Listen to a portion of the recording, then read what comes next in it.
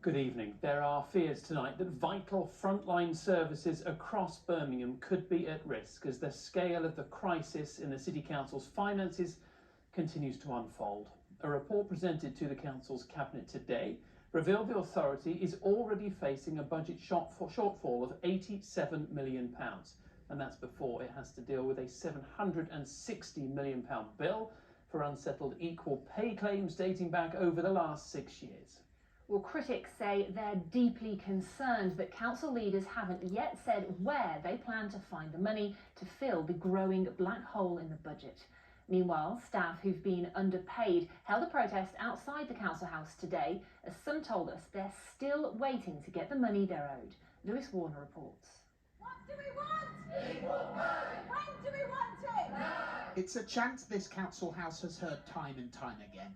A demand for equal pay that union members say has fallen on deaf ears for decades and continues to this day. Female workers will turn up for work today and be paid less than male comparators based on the fact that they are women workers. Hand today, don't delay! The GMB union says the authority hasn't faced up to its responsibilities by settling equal pay claims out of court and not changing its practices, like organising separate pay structures for roles dominated by men, leaving roles staffed by women behind.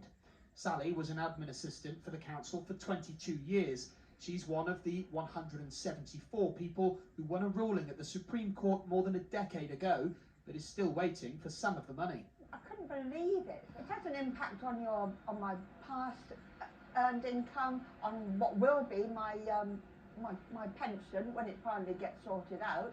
You know, I was a single parent with 3 children. It was just incredibly difficult. You know, you had to be really, really careful.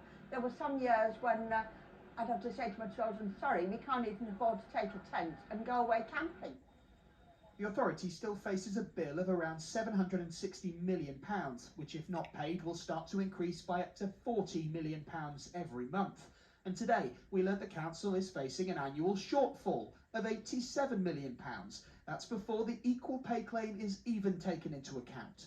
When the council was hit with that massive equal pay bill, it said it would freeze all non-essential spending. But some weeks on, we still don't really know what that means. We don't know which services may have its money frozen, leaving some of its operators to fear they may be in trouble. Birmingham is potentially looking at a £1 billion black hole in its finances.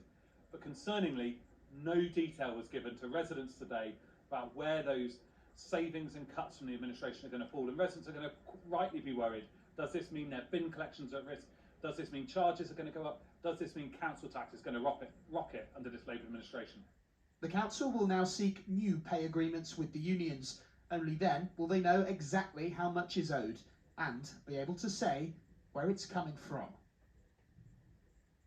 Well, Lewis has more on this at the Council House, while our political correspondent Alison Mackenzie joins us from Westminster, where the government is facing calls to step in.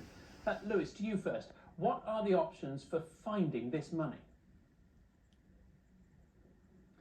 Well, we don't really know what the council is considering at the moment. It's keeping its cards close to its chest. We know about that freeze in non-essential spending, but we don't know what it relates to. We do know what the council has done the last time it was in this situation, which was sell off some of its assets, including the NEC last time round. It could, of course, make cuts to its budgets. That would probably be quite unpopular. It could, of course, raise council tax. That could be even more unpopular. And it is not impossible for a council to actually file for bankruptcy. That would be something the chief financial officer here could do without the consent of councillors. Or, of course, as you mentioned there, the government could step in to bail out the authority. Now, and tonight, the council has told us it's acknowledged from the very start there will be significantly fewer resources available in the future compared to previous years, and it'll need to reprioritise where it spends taxpayers' money.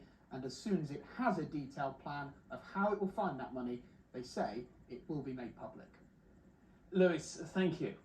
Well, let's cross to Alison in Westminster. Alison, Lewis mentioned the possibility of a government bailout a moment ago. What's the government got to say about that idea? Well, I've had a statement tonight from the Department for Levelling Up Housing and Communities, and let's just say that 2 words that don't appear in that statement are bail and out. Let's just take a look at what they do say. councillors are responsible for managing their finances. We are in contact with Birmingham City Council regarding an independent governance review, and discussions are ongoing.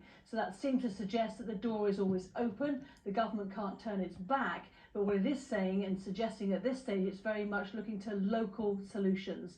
Now it could, as Lewis hinted there, issue the council a 114 section order, which is bankruptcy. They hope not to go down that route, and if there were any bailout in the future likely to involve big conditions and restrictions on spending. But for now, very much looking to Birmingham City Council. You've got some time. Statutory services continue, wages are still paid, but what's your plan long term? That's what the government is saying to the council.